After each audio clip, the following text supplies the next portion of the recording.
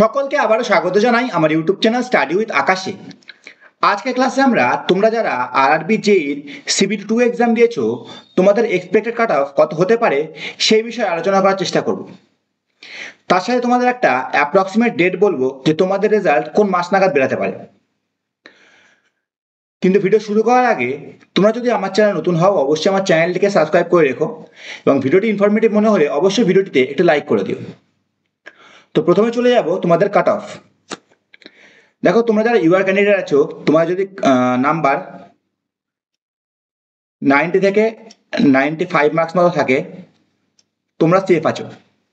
OBC 88 two 92, SC ধরে নাও 85 two 87, আর ST ধরে নাও 83 থেকে 85 86।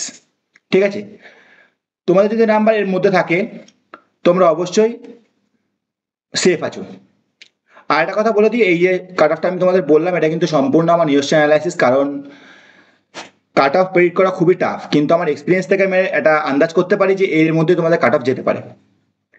তো এরপর চলে যাই তোমাদের রেজাল্ট কবে বেরোতে পারে।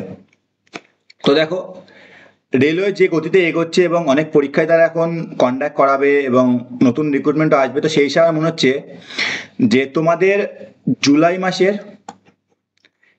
মাসের ফার্স্ট উইকের মধ্যে আশা করি তোমাদের যে সিবিটি 2 এর রেজাল্ট সেটা চলে আসবে।